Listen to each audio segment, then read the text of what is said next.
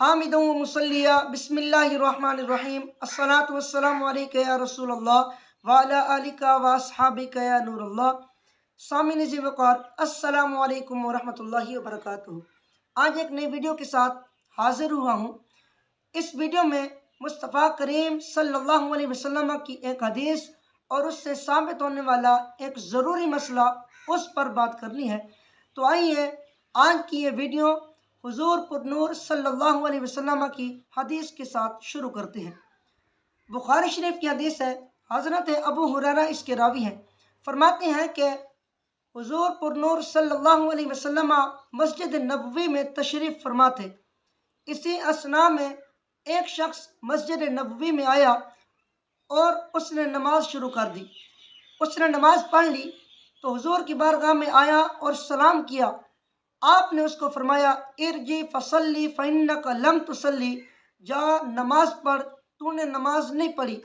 وہ شخص گیا اور نماز پڑھی، واپس آیا، حضور نے پھر یہی فرمایا، جا نماز پڑھ، تو نے نماز نہیں پڑھی۔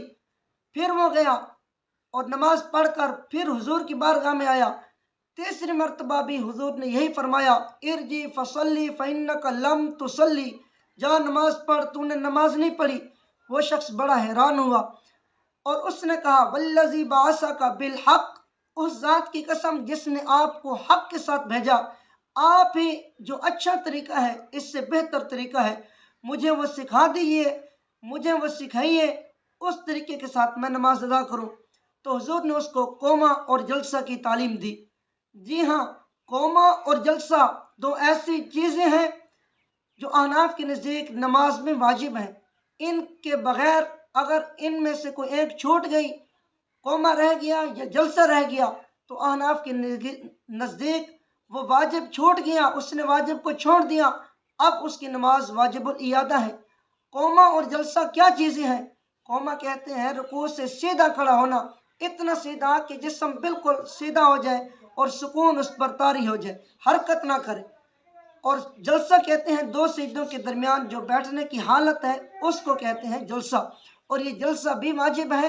اتنا بیٹھنا چاہیے کہ جسم پر سکون طاری ہو جائے، حرکت بالکل نہ کر رہا ہو۔ تو احباب ذی وقار، اس ویڈیو بنانے کا مقصد اور یہ حدیث سنانے کا مقصد یہی تھا کہ ہم گھر سے وضو کر کے مسجد میں آتے ہیں نماز پڑھنے کے لیے، کیا ہماری نمازیں تو ایسی نہیں کہ جن میں قومہ چھوٹ رہا ہو، یہ جلسہ ہم ادا نہ کرتے ہوں کامل طور پر، جس سے ہماری نماز قبول نہ ہوتی ہو، واجب الاعادہ ہو جاتی ہو۔ تو احباب ذی وقار، ہمیں ان چیزوں میں غور کرنا چاہیے، اپنے اندر بھی غور کریں کہ کیا کہیں ہماری نماز تو ایسی نہیں کہ ہم نماز بھی پڑھ رہے ہوں اس شخص کی طرح، لیکن ہماری نماز بھی نہ ہو۔ اور یہ بھی دیکھیں، ہمارے ارد گرد کے لوگ تو ایسے نہیں ہیں کہ جو آتے ہیں اور جلدی سے نماز پڑھتے ہیں پھر چلے جاتے ہیں، رکوع سجود قومہ جلسہ ادا ہی نہیں کرتے، جس سے وہ اپنی سوچ کے مطابق تو نماز پڑھ گئے لیکن حقیقت میں انہوں نے نماز نہیں پڑھی۔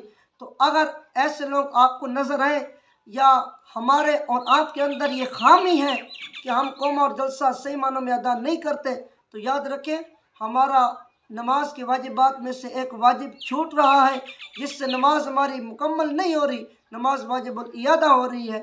تو احباب ذی وقار، اللہ تعالیٰ کی رضا کی خاطر اس مسئلے کو سمجھیں اور دوسروں تک اس مسئلے کو پہنچائیں، ان کو یہ بتائیں۔ اللہ تعالیٰ ہم سب کو صحیح معنوں پہ 5 وقت کا نمازی بنائے اور صحیح معنوں میں نماز ادا کرنے کی توفیق عطا فرمائے۔